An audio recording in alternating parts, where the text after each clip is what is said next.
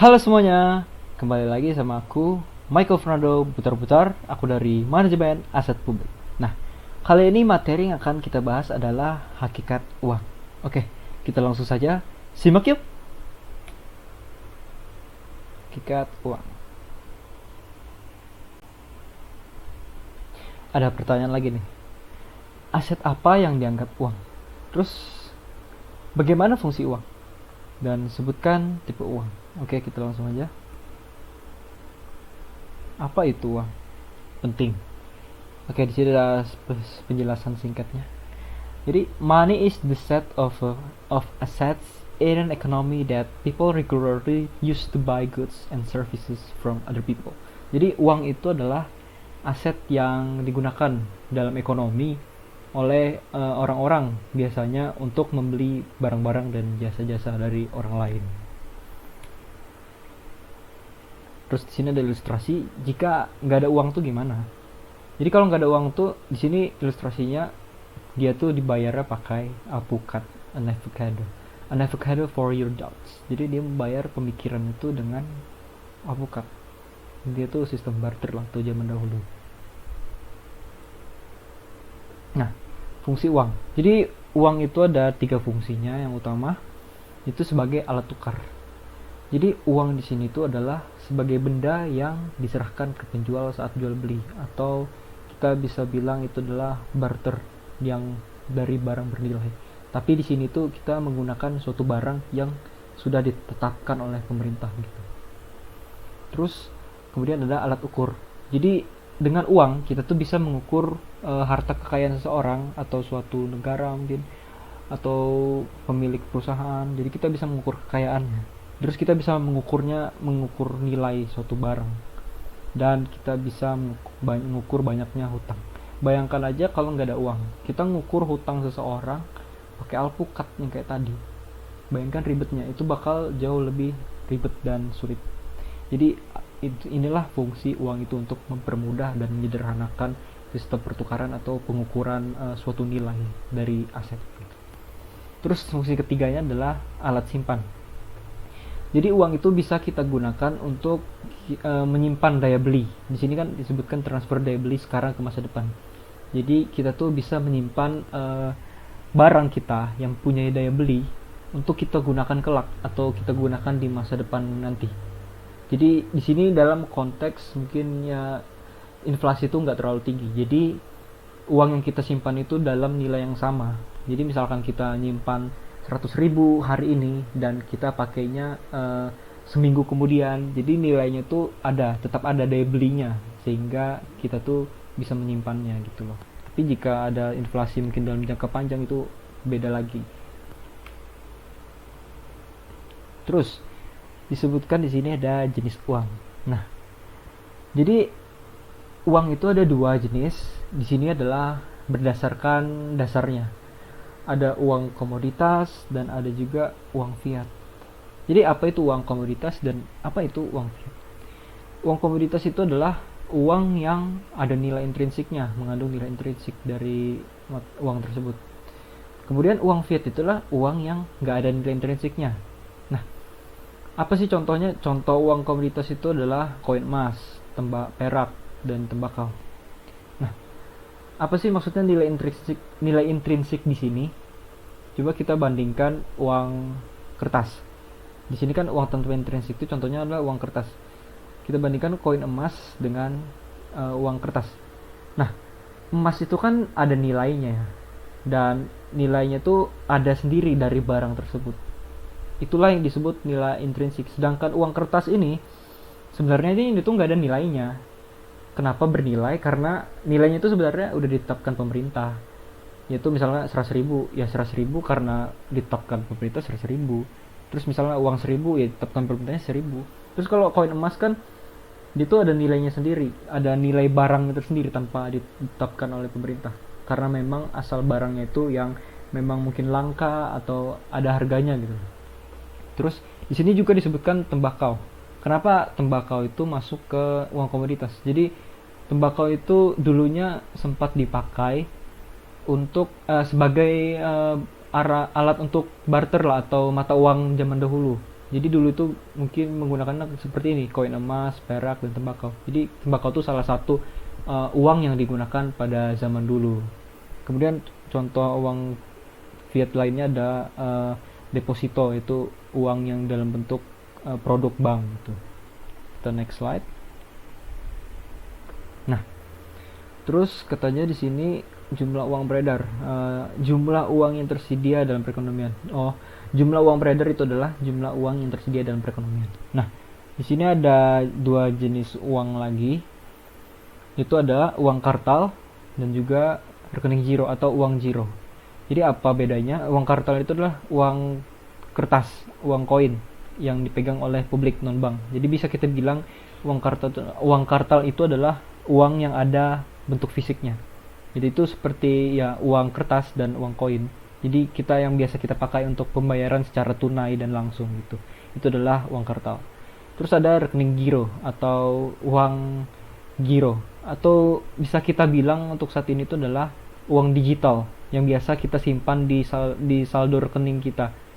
Contohnya ini kan saldo di rekening bank yang dapat diakses nasabah melalui permintaan dengan menuliskan cek. Untuk zaman sekarang kita menggunakan rekening giro atau saldo giro kita, uang giro kita ini, itu untuk transfer secara langsung. Jadi kita contohnya itu ada seperti ShopeePay, OVO, terus GoPay, itu adalah contoh uang giro. Jadi itu adalah uang digital. Jadi kita bisa mengaksesnya dengan aplikasi atau dengan bank-bank yang kita punya, dengan seperti mobile banking, seperti uang yang ada kita simpan di bank namun kita bisa transaksikan melalui mobile banking, itu juga contoh uang digital atau rekening giro.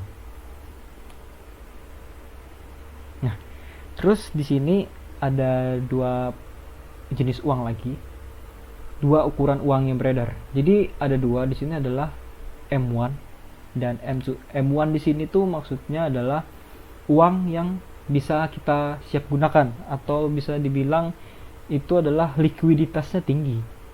Sedangkan M2 atau M2 itu adalah uang yang memiliki likuiditasnya itu rendah lah, atau kita tuh perlu waktu untuk mencairkannya. Jadi M1 ini contohnya adalah uang kartal, uang giro dan cek.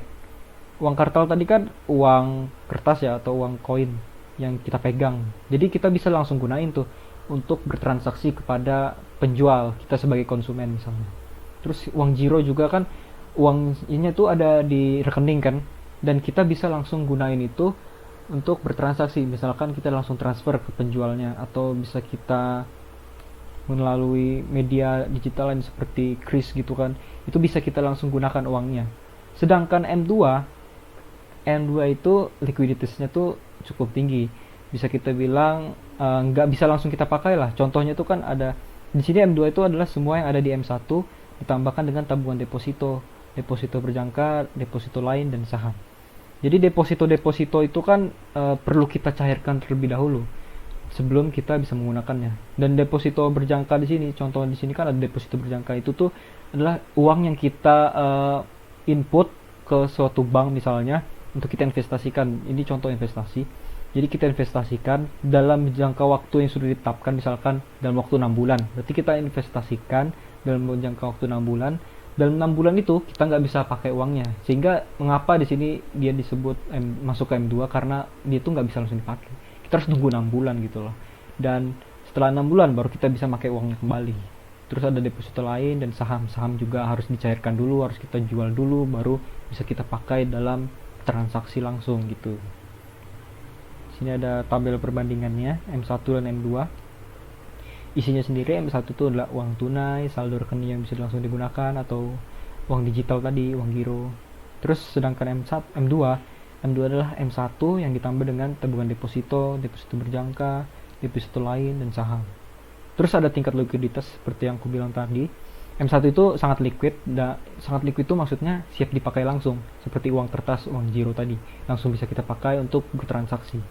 Sedangkan M2 itu kurang liquid, butuh waktu untuk mencairkannya, seperti deposito berjangka tadi. Kita harus nunggu setelah selang waktu yang udah ditetapkan, baru kita bisa mencairkan deposito yang kita tanamkan tadi.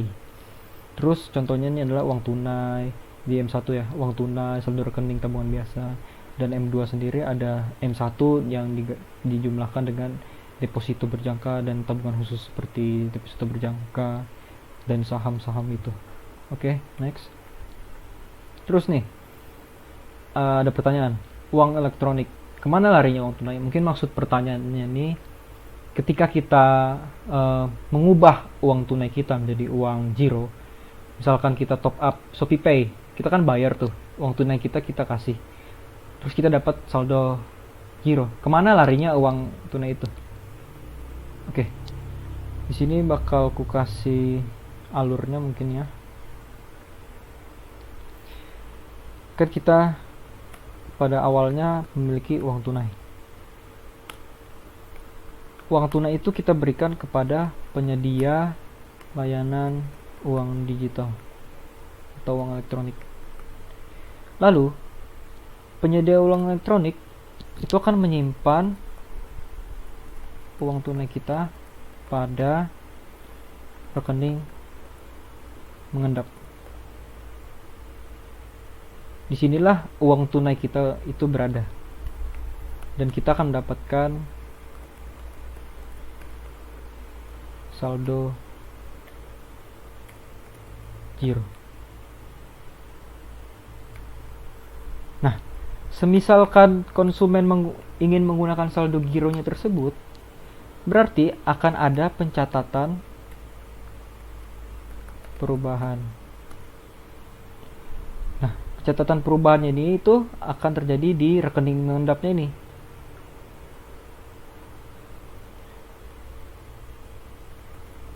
Sehingga yang berubah itu adalah catatan digitalnya ini. Salah, maksudnya ini adalah perubahan catatan digital. Jadi penyedia layanan uang digital ini, misalkan Shopee Pay yang pengelolanya bakal mengubah catatan digital dari uang yang sudah disimpan kita, uang yang sudah disimpan mereka di rekening mengendap ini. Contohnya kita misalkan membeli pulsa dengan Shopee Pay kita. Berarti yang berubah adalah Shopee Pay kita itu yang di rekening mengendap ini akan ditransfer kepada penjual pulsa tersebut, sehingga mereka akan merubah catatan digitalnya nih, begitu. Dan kita saldo giro kita akan berkurang. Jadi itu adalah alur dari uang elektronik. Jadi uang kita itu, uang tunai kita ini itu nggak hilang, tapi disimpan di rekening mengendapnya ini oleh penyedianya, sehingga yang kita dapatkan adalah saldo giro, dan tujuannya sendiri agar kita bertransaksi lebih mudah dan sederhana dan lebih cepat, karena kita tidak perlu memberikan uang tunai kita lagi, begitu. Oke, mungkin itu aja pembahasan kita mengenai hakikat uang. Oke, terima kasih teman-teman yang sudah menyimak, dan semoga materi yang dijelaskan kali ini tuh dapat kalian pahami dengan baik. Oke, see you on next video. Bye bye.